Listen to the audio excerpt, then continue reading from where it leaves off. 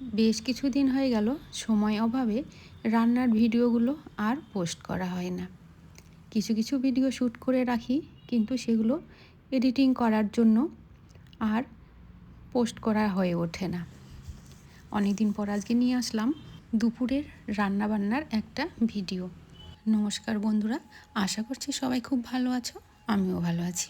আমরা প্রতিদিনই কিছু না কিছু নতুন রান্না করার চেষ্টা করি, আর রান্নাঘরটাকেও আমরা সুন্দরভাবে গুছিয়ে রাখতে চেষ্টা করি। রান্নাঘর হলো আমাদের একটা স্মৃতির আধার, যেখানে মশলার গন্ধ, বিভিন্ন রকম রান্নার গন্ধ আর মার হাতে বিভিন্ন রকম রান্নার স্বাদ রান্নাঘরের প্রতিটা কোণায় কোণায় জড়িয়ে থাকে। শত চেষ্টা করলেও হয়তো মার হাতের রান্নার মতো স্বাদ আমরা নিজেদের রান্নার মধ্যে আনতে পারি না। মার হাতের রান্নার স্বাদে একটা আলাদাই খাবার আগ্রহ খুঁজে পাওয়া যায়, হোক না সে যেমনই রান্না। তবুও তো মার হাতের রান্না, তার তুলনা হয় না কোনো রান্নার সঙ্গে।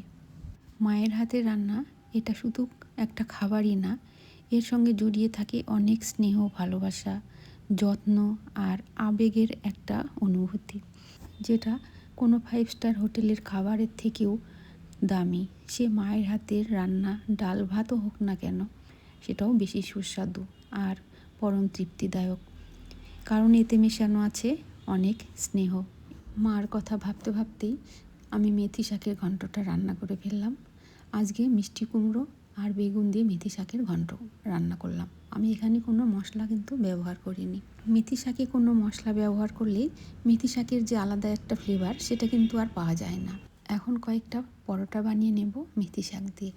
মেথি শাকটাকে খুব মিহি করে কেটে নিয়েছি। এবার তেলে মেথি শাকটা ভেজে নেব। একটু সেদ্ধ হয়ে আসতেই গ্রেট করে রাখা আলুগুলো দিয়ে দিয়েছি। পরিমাণ মতো নুন, হলুদ আর লঙ্কার গুঁড়ো দিয়েছি। এবার আলুটাকে খুব ভালো করে রান্না করে নেব। ওর মধ্যে একটু দিয়ে দেব স্বাদ মতো চিনি। চিনি দেওয়ার পর 2 থেকে 3 মিনিট রান্না করে নিয়ে তারপর নামিয়ে নেব। মেথি আলুর পুরটা ঠান্ডা করতে দিয়ে আমি পরোটার জন্য ময়দা মেখে নেব। এখানে 2 কাপ মতো ময়দা নিয়েছি।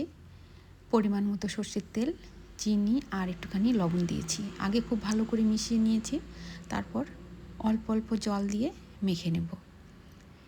এবার মাখা হয়ে গেলে 10 মিনিটের মতো রেস্টে রেখে দেব। তারপর লেচি করে নেব। লেচিগুলো কেটে নিয়েছি। এবার লেচিগুলোতে আলু আর মেথি শাকের যে পুরটা তৈরি করে রেখেছি সেটা দিয়ে দেব, আর খুব আস্তে করে পরোটাগুলো বেলে নিয়ে বাটার দিয়ে ভেজে নেব। আর দুপুরের খাবারের জন্য এখানে 2টো টমেটো আমি পুড়ে নিয়েছি। এবার একটা কাঁচা লঙ্কা পুড়িয়ে নেব, আর ওর মধ্যে পরিমাণ মতো লবণ, সর্ষের তেল, পোড়া লঙ্কা আর স্বাদ মতো চিনি দিয়ে মেখে নেব। টমেটো পোড়া এই মাখাটা খেতে দুর্দান্ত টেস্টি লাগে। এই ছিল আজকে আমার দুপুরে রান্নাবান্না, আর এতক্ষণ ভিডিওটা দেখার জন্য আপনাকে জানাই অনেক ধন্যবাদ। সুস্থ থাকবেন, ভালো থাকবেন।